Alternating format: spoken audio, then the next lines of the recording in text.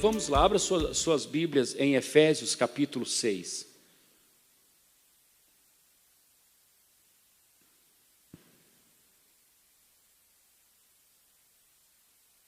Eu não falei de manhã, mas tem uns livros meus aqui na saída. Quando você sair aqui, do lado de cá, para você que gosta de promoção, tem promoção.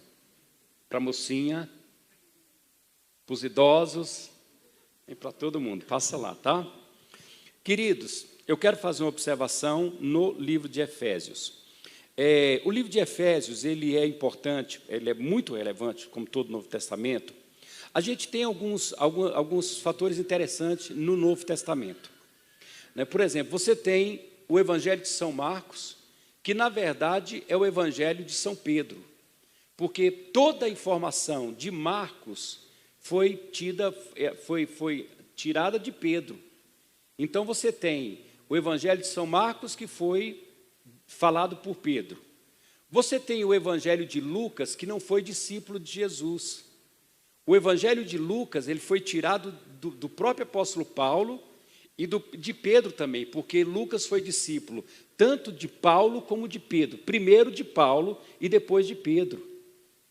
E você tem no Novo Testamento o livro de Romanos, que a gente chama de Evangelho segundo o apóstolo Paulo, porque o apóstolo Paulo escreve Romanos com a preocupação que era consolidar os cristãos que haviam se convertido no Pentecoste, se converteram no Pentecoste e voltaram para Roma sem ter um conhecimento profundo do Evangelho, nem do poder do Evangelho. Então o apóstolo Paulo vai parafraseando todo o Evangelho, e ele então escreve o livro de Romanos. Aqui em Efésios, a gente tem algo tremendo e poderoso. O crente precisa ler o livro de Efésios.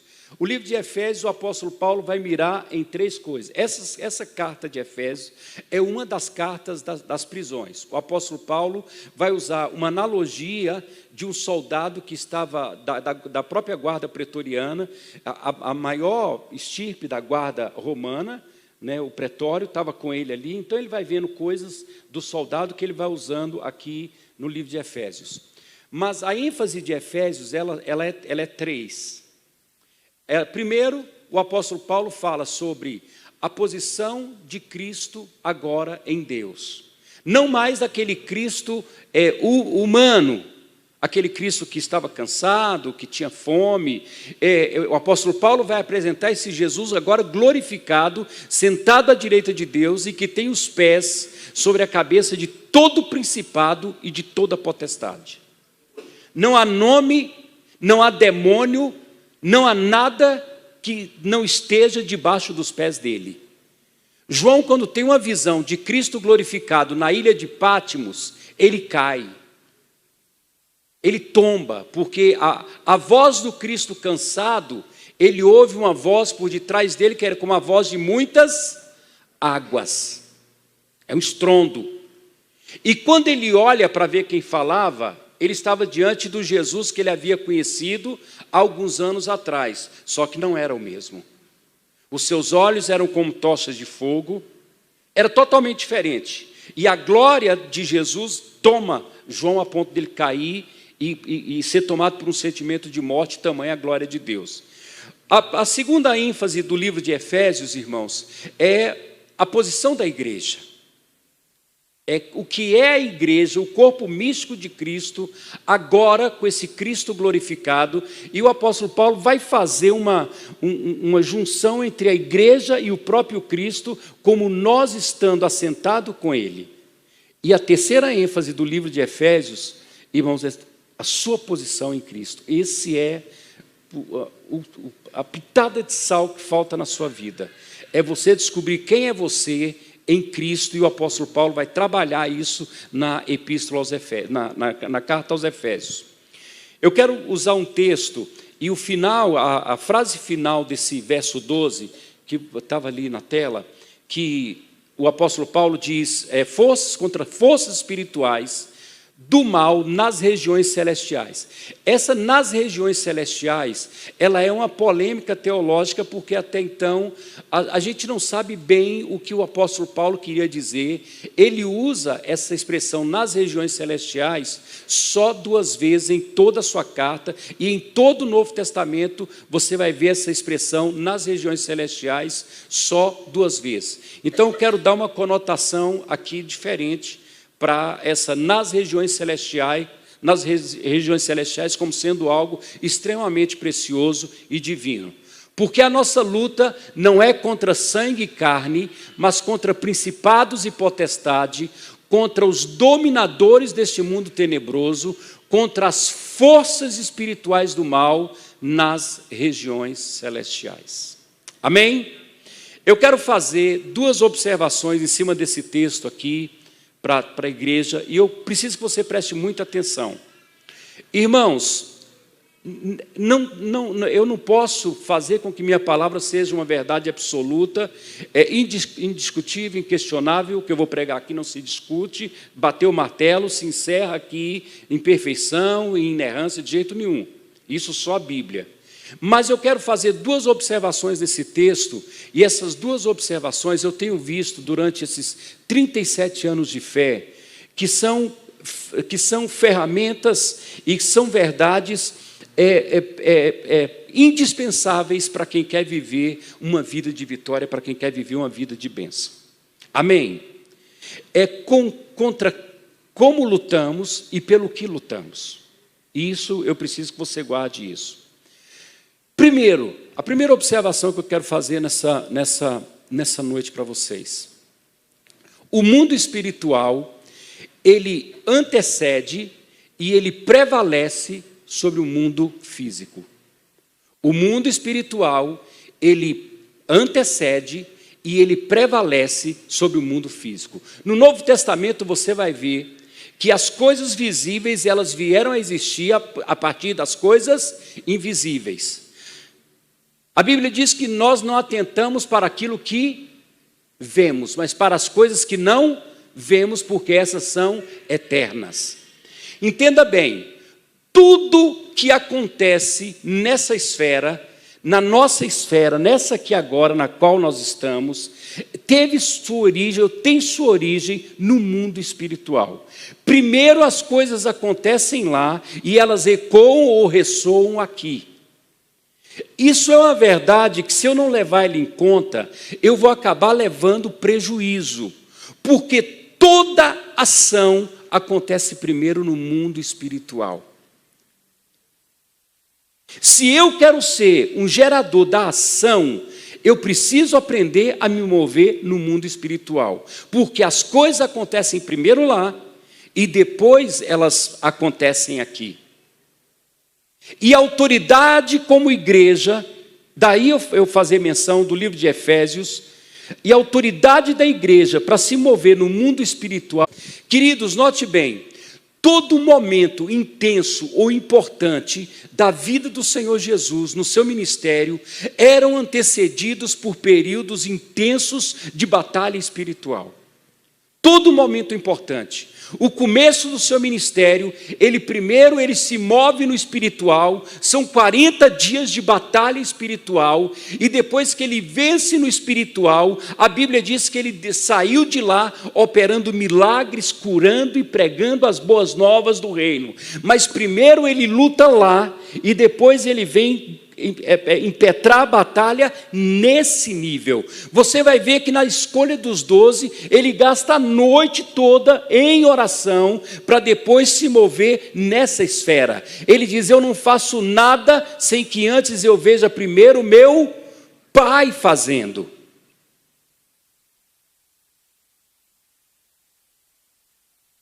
Primeiro lá, depois aqui.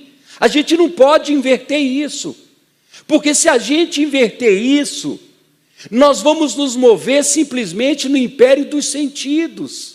A gente vai se mover só nessa esfera, e a vitória da igreja nunca foi se mover só nessa esfera. A igreja sempre se moveu no espiritual. Dá uma olhada no livro de Atos. Pedro estava preso e ia ser apresentado como um show, ele ia ser morto no outro dia. A igreja entende, se move no espiritual. Enquanto a igreja está se movendo no espiritual, um anjo vai lá, as cadeias de Pedro caem, a porta se abre, as portas se abrem e Pedro é livre. Uma igreja que entende o poder do que é se mover no espiritual. Quando eu deixo de me mover no espiritual primeiro e começo a me mover só aqui, eu vou sempre estar tendo que lidar com consequências. Alguém vai estar gerando no espiritual e eu vou ficar por aqui correndo, catando cacos, tentando resolver situações que foram geradas lá. Eu preciso então aprender o poder do que é me mover no espiritual. Porque essa é a nossa vitória. Essa sempre foi a nossa vitória. Quando você dá uma olhada no Velho Testamento, o Velho Testamento está cheio de passagens que nos falam sobre essa verdade. Olha para Davi, um homem com treinamento de batalha maravilhoso. Um homem que sabia muito na área da batalha, sabia muito de guerra. Mas toda batalha que Davi ia travar, primeiro ele consultava ao Senhor. E ele diz, não te estribes no teu próprio entendimento, mas confia no Senhor. Primeiro o mundo espiritual. O mundo espiritual decide. Aqui se colhe o que se decidiu lá. Isso não é radicalismo, isso é Bíblia. Isso é Bíblia. E se a gente esquecer essa verdade e deixar de nos movermos no espiritual, a gente vai começar a tomar prejuízo. Porque sempre, guarda bem isso, a gente sempre vai estar lidando com os efeitos e nunca seremos geradores da ação. Sempre trabalhando com reação. Olha para Moisés. Olha para aquela multidão que sai do Egito, uma multidão de escravos sem treinamento de batalha nenhum. Havia poucos ali, Josué, Caleb, o próprio Moisés talvez, e alguns tinham treinamento de batalha, os demais não, eram escravos. E de repente os amalequitas se levantam e vão batalhar contra o povo hebreu. Enquanto a batalha acontecia lá embaixo, lá no monte, estava Moisés. A palavra diz que toda a Bíblia é divinamente inspirada para nos ensinar. A Bíblia diz que tudo que foi escrito para nosso entendimento. Então, enquanto a batalha entre o povo hebreu e os amalequitas acontecia lá embaixo, lá em cima Moisés estava com o cajado. Vocês conhecem essa passagem? Enquanto ele, com seu braço erguido, ele mantinha seu braço erguido, o povo hebreu prevalecia lá embaixo. Mas quando ele começava a se cansar, que ele ia baixando o seu braço, os amalequitas prevaleciam. Entenda bem, a batalha, ela não estava sendo decidida lá embaixo, ela estava sendo decidida lá em cima. Vocês estão me entendendo?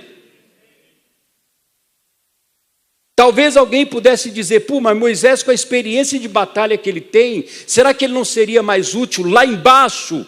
Não, era lá em cima que a batalha estava sendo decidida, e não lá embaixo. É no mundo espiritual que nós decidimos.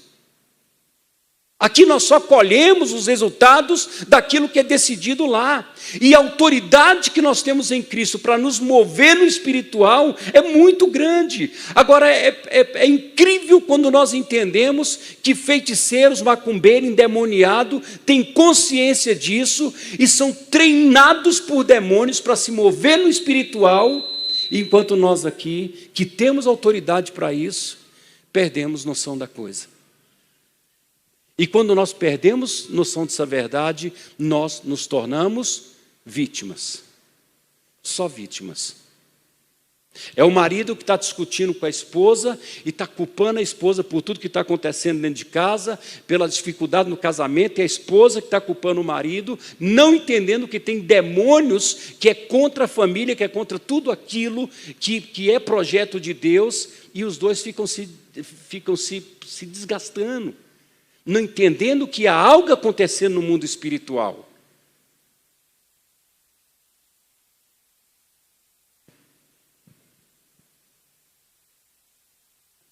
Quando eu tenho noção do mundo espiritual, eu começo a ter mais resultado na minha vida. Quando eu sei contra quem eu estou lutando, quando meus olhos espirituais estão abertos, a coisa é outra. Olha para Eliseu e para a batalha que estava havendo, novamente contra o povo hebreu, tudo que o rei inimigo elaborava para a estratégia de batalha contra o povo hebreu, o profeta Eliseu revelava para o rei de Israel. Até que o rei lá falou: tem algum dedo duro no nosso meio. Tem algum cagueta aqui. Porque tudo que a gente decide aqui, o rei de Israel sabe. Toda vez que a gente vai contra eles, eles já estão preparados e já estão sabendo da nossa estratégia. Até que alguém se levanta e diz: deixa eu te falar, não é um dedo duro. Eles têm um profeta. E tudo que a gente combina aqui, o profeta sabe lá.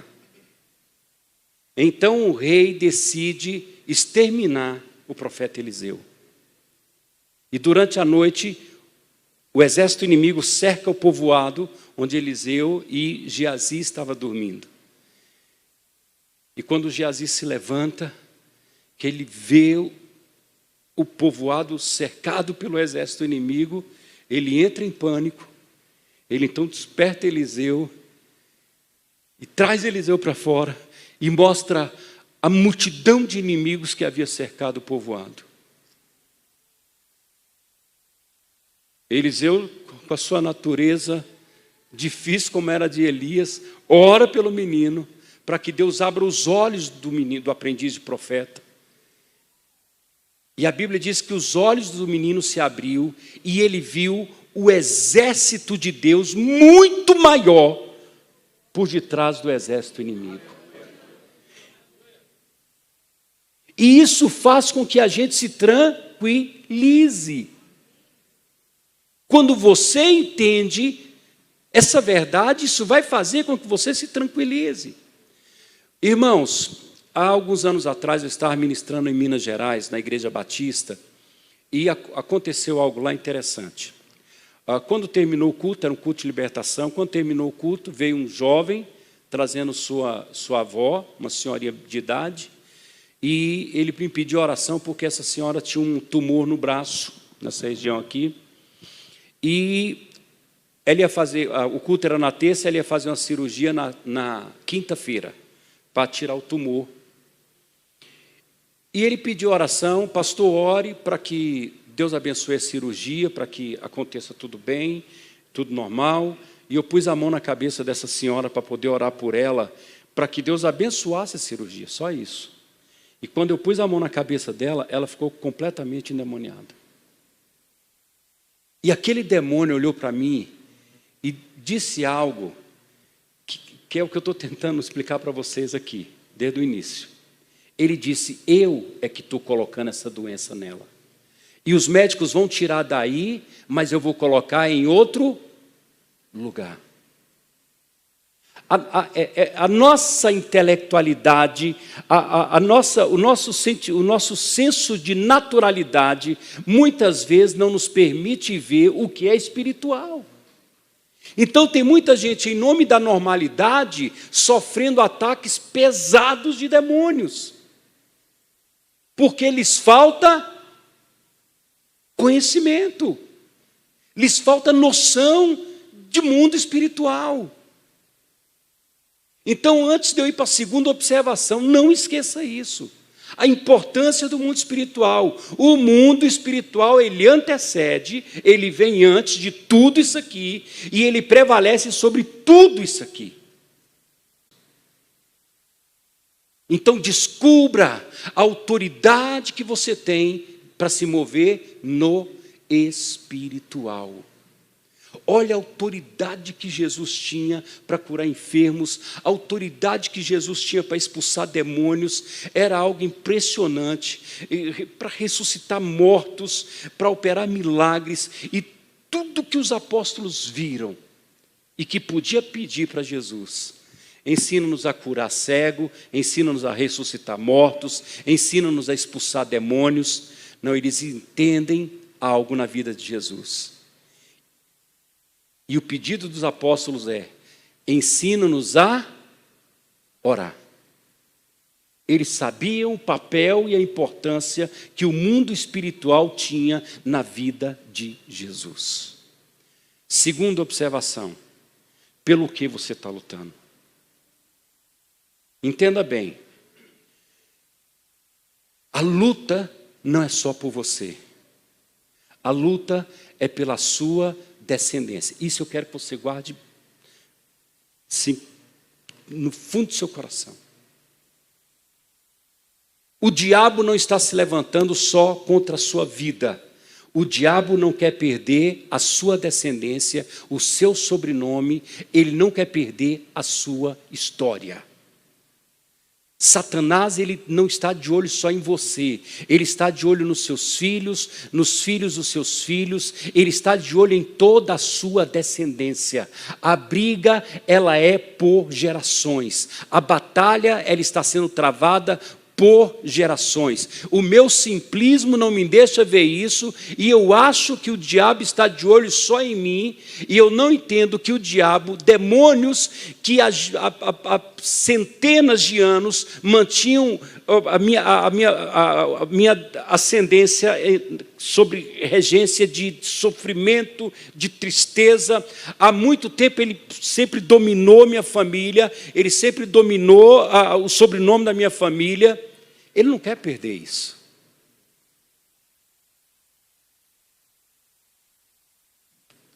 Talvez você conheça um pouco da história da sua família, e você sabe o quanto que é comum na sua família: separação, divórcio, desilusão, depressão, vício, alcoolismo, droga, suicídio.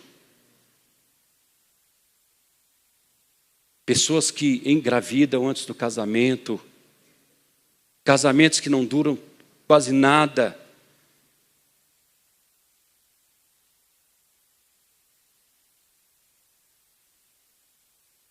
O diabo não pode deixar você continuar. Ele tem que parar você. Porque se você continuar, ele não vai perder só você, ele vai perder toda a tua descendência. Em ti, toda a sua descendência vai ser abençoada. Você está começando um novo tempo na história do sobrenome da sua casa. Em você está começando um processo de redenção da sua família. E a bênção de Deus, ela não vai só para a sua descendência. A bênção de Deus, ela vai transbordar para todos os lados. O poder da bênção é muito maior e mais forte do que o poder da maldição. O apóstolo Paulo diz que a mulher crente santifica o marido, mas não diz que o marido descrente torna a mulher impura. Porque o poder da bênção é tremendo. Quando uma pessoa toma uma decisão com Cristo, o rio de Deus transborda em todas as direções. Em todas as direções vai começar a acontecer milagre, e Satanás vai perder a regência sobre a sua casa. Uma história nova vai começar na sua vida, na vida dos seus filhos, dos seus netos, dos seus bisnetos.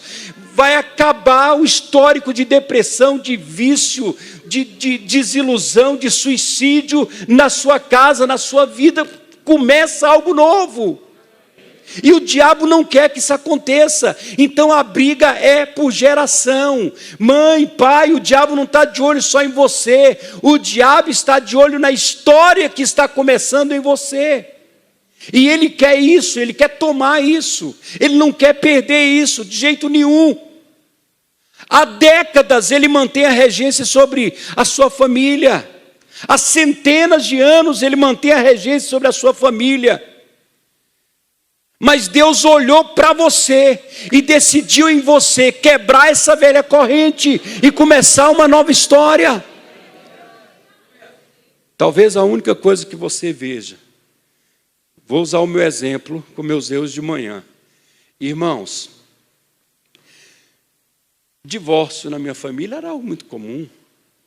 6 ou 7 casamentos, só um deu certo. Mulheres vivendo desilusão tremenda. Minha avó cometeu suicídio. O histórico de depressão na minha família era coisa muito comum. Casamentos destruídos. Queridos, eu acho que eu deveria ir para o Guinness, porque eu já tive 5 sobrinhos em presídios. Homicídio, droga, associação a homicídio, associação com tráfico de droga. Esse era o histórico da minha família. E no dia 18 de outubro de 1985, um menino de 18 anos entrou numa igreja evangélica. E o pastor fez o apelo. E eu levantei minha mão para Jesus. O diabo olhou e disse: eu não posso deixar esse menino ficar firme. Eu tenho que derrubar ele. Eu não posso deixar ele continuar. Porque se esse menino fica firme, eu vou perder a família dele. E o diabo se levantou com fúria contra a minha vida. Eu tive o prazer de batizar minha mãe nas águas. Eu tive o prazer de ordenar meu sobrinho ao pastorado. E conversões começaram a acontecer na minha família, em outros estados, pessoas começaram a se converter, o milagre começou a se converter. Eu não entendi que o nível de batalha não era só por mim, era pela minha descendência. Deus está fazendo uma aliança com você, e essa aliança com que Deus quer fazer com você vai beneficiar a sua descendência. Aconteceu algo interessante. Eu nunca tinha visto isso que aconteceu lá na igreja da pastora Rosely em Milão. Eu estava orando pelas pessoas na hora quando terminou a palavra, o apelo. Irmãos, e algo interessante, olha, presta atenção no que eu vou te falar. Veio um rapaz dos 20 anos, e eu pus a mão na cabeça desse rapaz, e Deus começou a me mostrar coisas tremendas na vida daquele menino, tremendas. Deus começou a me mostrar o ministério daquele menino, o futuro daquele menino. Deus começou a me mostrar o quanto ele seria bem-sucedido na vida financeira. E foi me mostrando coisas, e eu ia falando, e a pastora Rosely ia traduzindo, e de repente Deus parou, no meio da revelação. E Deus me disse algo: Getúlio, eu estou respondendo na vida desse menino uma oração que uma outra pessoa fez por ele. Tudo que você está vendo, que eu estou te mostrando que vai acontecer com ele, eu estou fazendo porque eu prometi para uma outra pessoa que eu iria cuidar dele. E eu fiquei meio que deslocado, chamei a pastora, falei o que Deus tinha me falado, e eu disse: pergunta para esse menino quem foi que andou orando por ele. E aquele menino disse: minha avó orou por mim. E Deus disse: eu estou cuidando dele, porque eu prometi para a avó dele que eu iria cuidar dele. Irmãos, eu sei que Deus estava abençoando o menino, mas aquilo para um pai, para o Getúlio como pai, aquilo me fez parar. Eu disse: uau, meu Deus. Ele disse: minha avó orava por mim, pastor. E aquela avó dele já era falecida, irmãos. E Deus estava cuidando do menino, porque ele prometeu para a avó que ia cuidar do menino. Deus de aliança. Deus de aliança. É o Deus que vê Jacó no deserto e ele aparece para Jacó e diz: eu sou o Deus de Abraão e de Isaac, eu fiz uma aliança com eles, então eu vou cuidar de você. É que aparece para Isaac e diz: eu vou cuidar de você, porque eu fiz uma aliança com teu pai Abraão. É um Deus de aliança. É um Deus que te chamou para uma aliança, porque Ele também está de olho na sua descendência. Deus está dizendo: toda a sua descendência vai ser abençoada em você. Em você.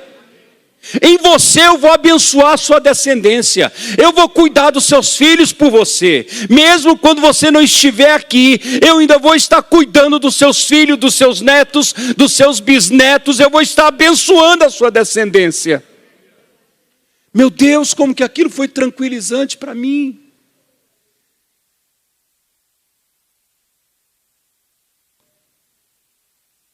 Você entende agora porque toda a fúria do diabo contra a sua vida? Você consegue ter noção porque Satanás tem se levantado com tanta intensidade contra você? Ele precisa te derrubar. Ele não pode deixar você continuar. Ele tem que tombar você. Ele não pode perder sua descendência. E ele está disposto a brigar por isso. Mas nessa noite eu quero dizer: fica firme. Não desista. Não abandone a promessa. Há muito mais em jogo do que a sua própria felicidade. Há muito mais em jogo do que o seu próprio umbigo. Olhe para Esaú, que por causa de um momento, Jacó faz com ele uma barganha. Primogenitura. Para quem estuda um pouco de Velho Testamento, sabe o que é a bênção da primogenitura. Mas a Bíblia diz que por causa do momento, o final do texto diz que Esaú comeu, bebeu, levantou e foi, e não levou em conta a sua primogenitura. Mas lá na frente, ele vai entender o que ele perdeu. Deus está de olho em você. Porque Deus decidiu mudar a sua história. Deus decidiu chamar a sua família através da sua vida. Deus decidiu criar uma nova história através de você. Então você não vai parar. Você não vai desistir. Você vai continuar. Você vai continuar. Você, se golpeado, você vai se levantar. Mas você vai lutar. Porque a sua descendência vai fazer menção do seu nome. Eles vão fazer menção do seu nome. Porque em você vai começar uma nova história na sua família. Quantas mulheres, às vezes eu estou abençoando, orando, e Deus diz: olha, eu preciso fazer ela ficar de pé. Porque o índice de mulheres na família dela, vítimas de desgraça e tristeza, é muito grande. Eu preciso que ela fique de pé, para que as mulheres da família dela vejam esperança de alegria. São pessoas que são referenciais. Como Deus olhou para Abraão e disse: em ti serão benditas todas as famílias da terra. Deus está olhando para você, está dizendo a mesma coisa. Está dizendo a mesma coisa. Você tem uma descendência. Vocês estão me entendendo? E você não vai brigar agora só por você, você vai brigar pela sua descendência. Porque uma nova história vai começar em você. Um novo tempo vai começar em você. Em nome de Jesus. Em nome de Jesus. Vença o que for preciso. Lute até sangrar. Não pare, não desista, não abandone o propósito, não abandone o chamado, não abandone a fé, não abandone a primogenitura, não abandone o que Deus tem te dado, porque você vai começar a escrever uma nova história. Em nome de Jesus. Vamos ficar de pé?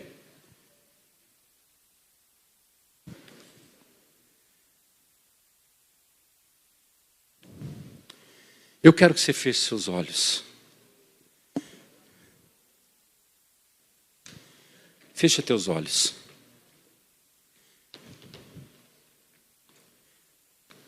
Espírito Santo. Espírito Santo. Faz cair as escamas dos nossos olhos.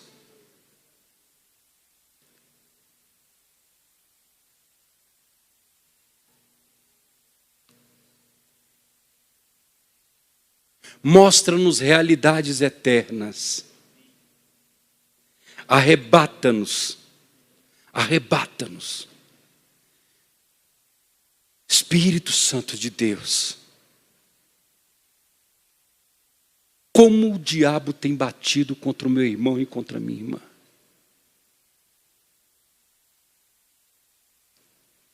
Mas o Senhor está entregando na mão dessa pessoa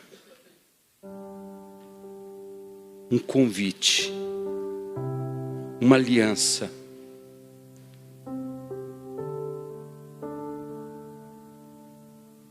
E o Deus de aliança está chamando essa pessoa para começar uma nova história. Então eu oro agora, não só por nós, por mim. Eu oro por tantos quantos estão sendo chamados através da minha vida. Eu oro por toda a minha descendência. Por aqueles que eu não verei, mas que vão nascer debaixo da bênção. E que com certeza o Senhor vai usar um profeta para dizer para ele: eu estou cuidando de você.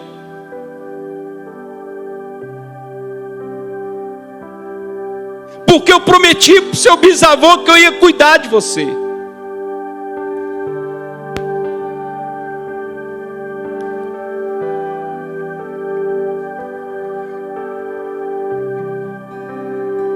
Então que os joelhos cansados, as mãos cansadas, se fortaleçam, se fortaleça, se fortaleça. Aquele que acreditava que não poderia vencer, se levante, se levante. Mesmo que devagar, se levante e retome a caminhada, e retome a batalha. Sejam meus irmãos e minhas irmãs fortalecidas no Senhor e na força do seu poder.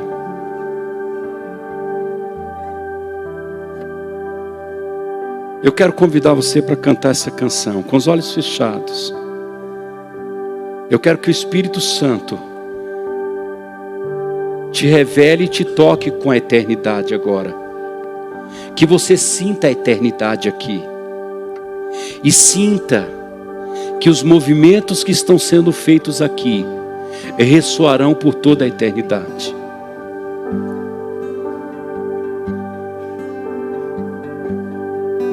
Meu Deus, envolve-nos com a eternidade. Envolve-nos com a eternidade. Que o Senhor te abençoe e faça brilhar teu rosto em ti, que conceda sua graça. Canta. E te paz.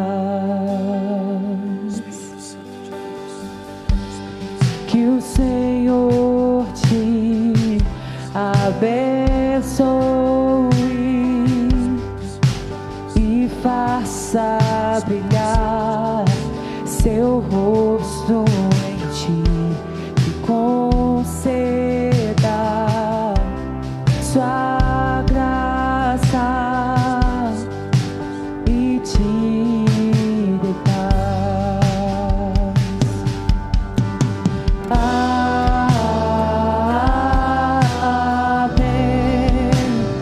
amém,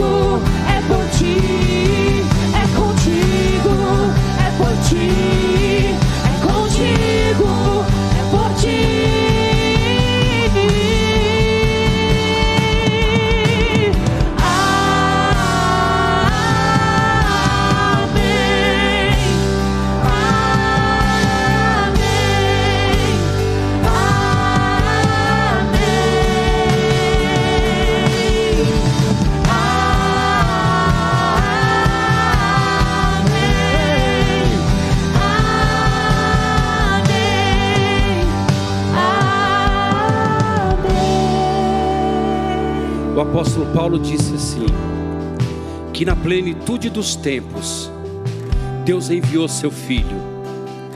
No momento certo, o céu olhou para o histórico da sua família e escolheu você. O céu escolheu você.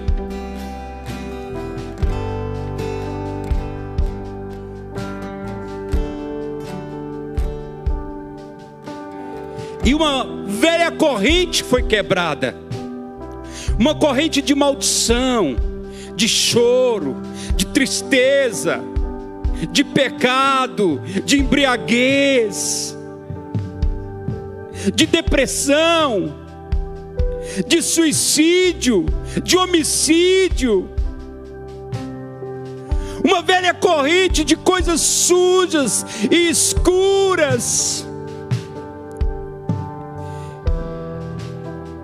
E o céu disse: em você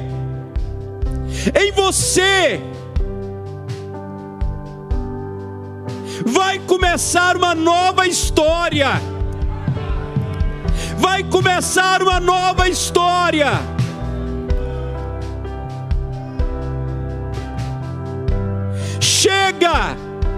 Chega de homens bêbados e drogados. Agora serão homens cheios do Espírito, profetas e profetas, pastores e pastoras, homens felizes, crianças felizes. Chega de filhos e filhas sem pai e mãe.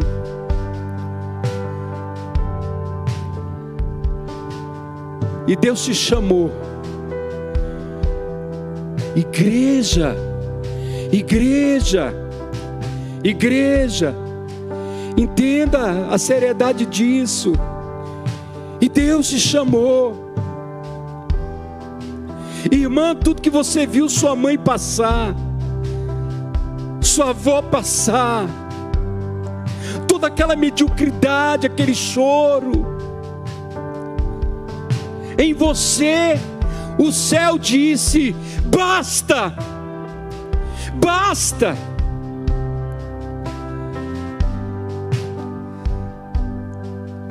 Resista, prevaleça, não desista, não desista, não desista.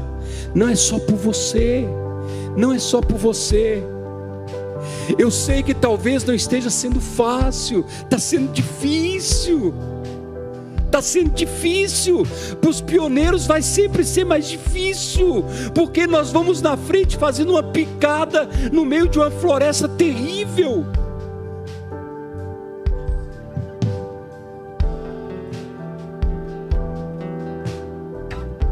Não desista, não desista, porque o céu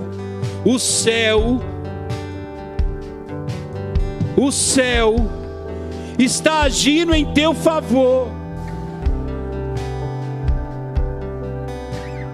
E a palavra de Deus para Josué,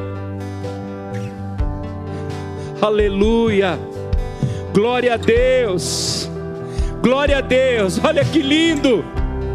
Deus disse para Josué: não tenha medo, não tenha medo, tem bom ânimo, porque tu farás este povo herdar a terra. Você pensa que está caminhando sozinho, oh aleluia.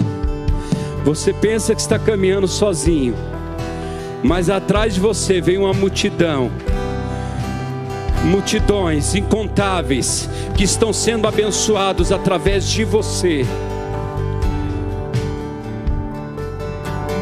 E a bênção se derrame, aleluia, até 1000 gerações, tua família, os teus filhos e os filhos dos teus filhos. E a bênção se derrame, até 1000 gerações, Espírito de Deus, tua família, ó eternidade, ó eternidade, ó eternidade, te acompanhe, inunda esse lugar, inunda esse lugar, do teu lado, inunda esse lugar.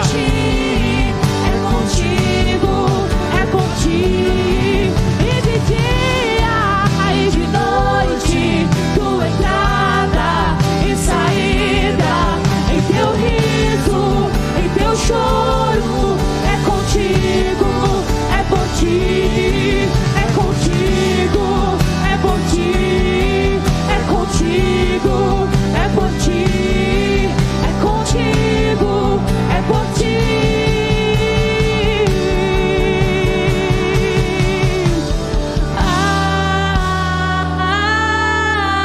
Amém, amém,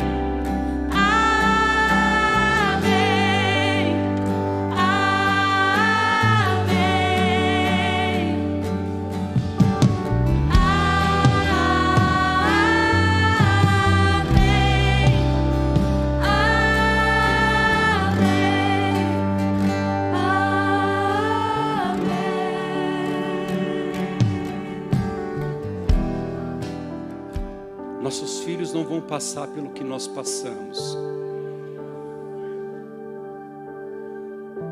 não vão viver nada do que nós vivemos,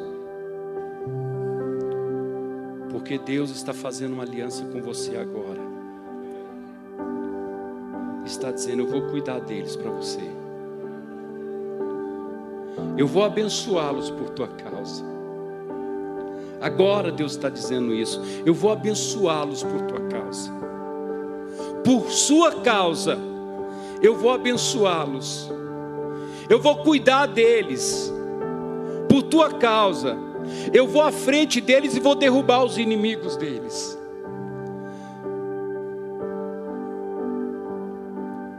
Por tua causa, eu vou fazer o meu rosto resplandecer sobre eles. Mas Deus está dizendo para você: tão somente não desista. Anda na minha presença. Anda na minha presença. Porque Deus vai te dar uma descendência. Deus vai te dar uma descendência. E o ladrão de legado, e o ladrão de descendência, e o assassino de descendência, não vai poder passar sobre a sua casa.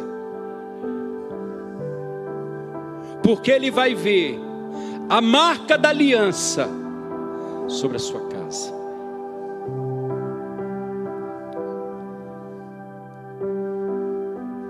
Eu quero aproveitar esse clima. Eu quero aproveitar que você está orando. Continua orando. E eu não posso passar a palavra para o pastor terminar esse culto sem antes perguntar para você que está aqui nessa noite, está nos visitando e que ainda não tomou sua decisão com Jesus. Talvez toda a dificuldade que você está enfrentando para tomar sua decisão com Jesus é por causa de pessoas lá atrás que eram para ter tomado essa decisão e não tomou, e agora passaram isso para você. E nessa noite você entendeu que há um inimigo lutando contra a sua decisão.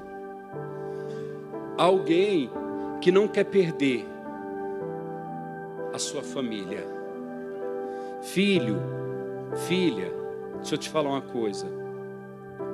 Por sua causa, os seus pais vão ser salvos. Seus irmãos vão ser salvos. Então, nesse momento,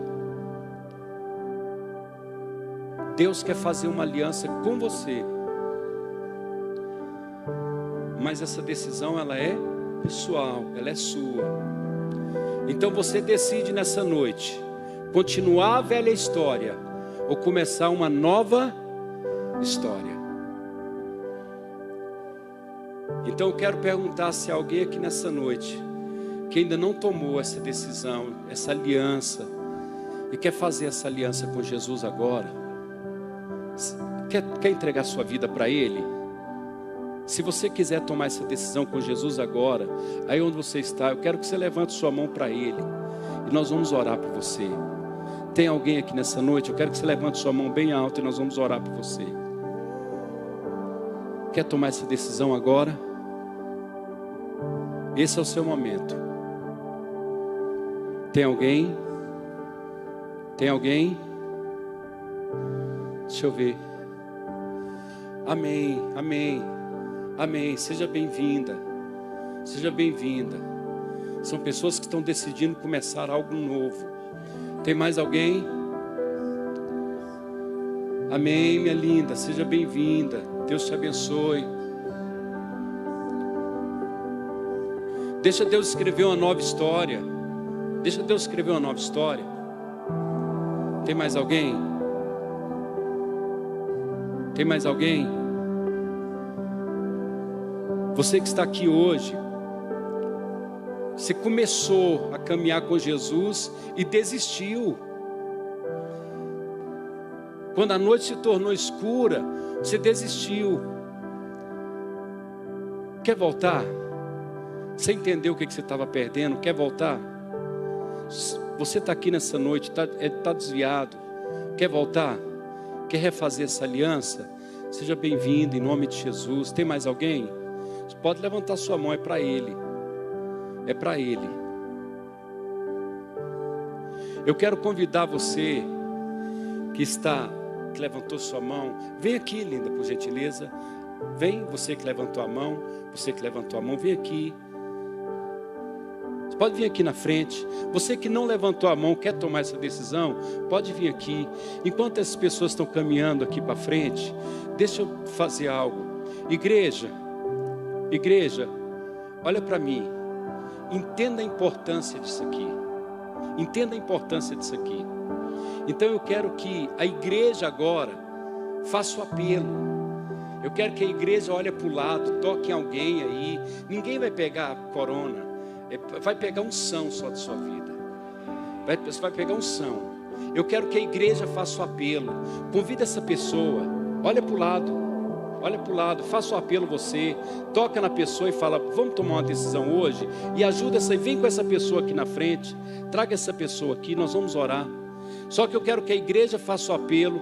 Isso é um momento muito importante, muito importante, muito importante. Eu quero toda a igreja fazendo um apelo, toda a igreja fazendo um apelo.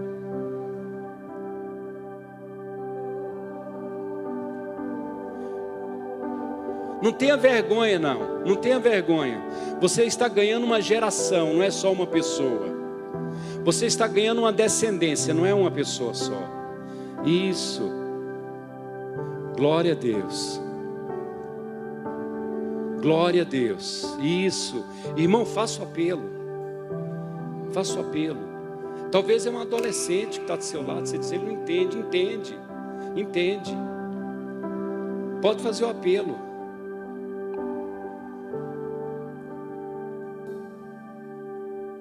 Faça parte dessa história.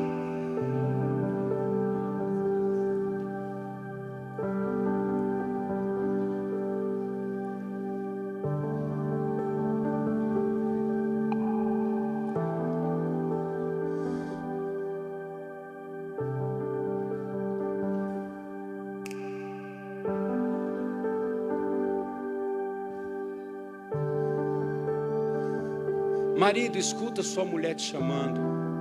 Escuta sua mulher te chamando. Marido, escuta sua mulher te chamando. Ela está te chamando para começar a escrever uma nova história. Não diga para ela, eu vou pensar, não. Mulher, escuta o seu marido te chamando. Não deixe para amanhã essa decisão.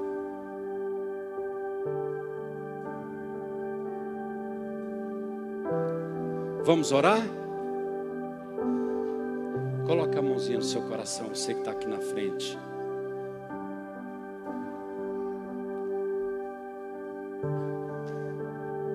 Repita comigo assim: Senhor Jesus, nessa noite eu entendi a mensagem. E eu e toda a minha descendência nos entregamos a Ti. Escreve meu nome no livro da vida e me dá o Seu Espírito, e que a partir de hoje uma nova história comece a acontecer na minha vida, e que toda a minha descendência seja abençoada por essa decisão. Senhor Jesus, faz uma aliança comigo agora, porque o meu coração está aberto para entrar em aliança contigo, em nome de Jesus. Amém. Que o Senhor te abençoe.